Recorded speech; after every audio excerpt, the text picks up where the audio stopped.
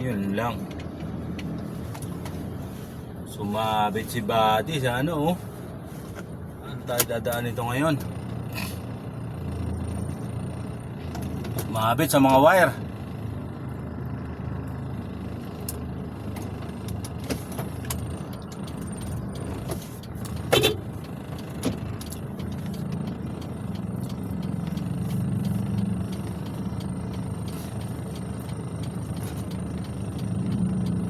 Ayan, oh, laglagan yung wire.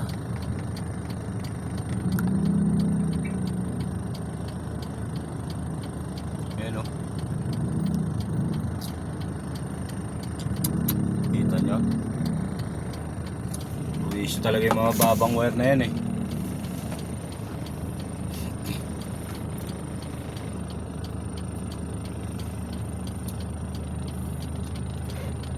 Kailan ba naman may inuukay dito sa ano, no?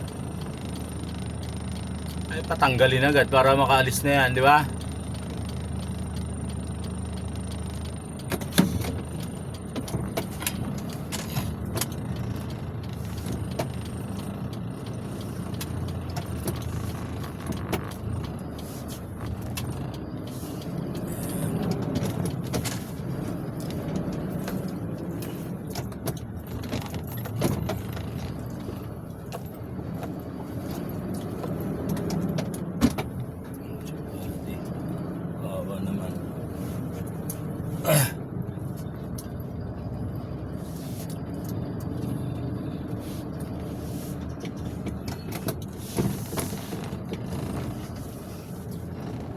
Ito man sumalubong naman to isa na to, oh.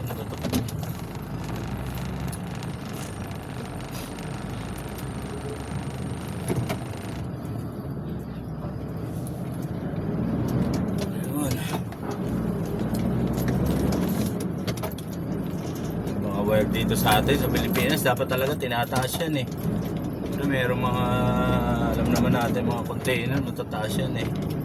Ang mini-maintain pag may lumundo gagawin na provision, di ba? Minsan may nasasabit na tao na ano.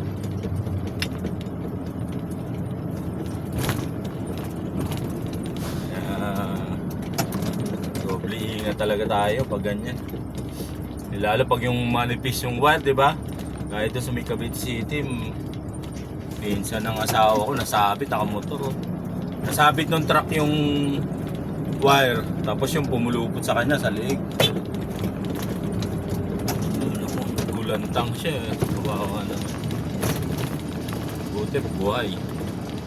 Pero puro gas-gas yung katawan, tapos yung leeg parang nabigla na.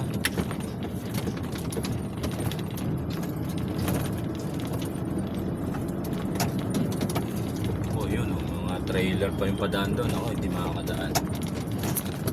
Shout out.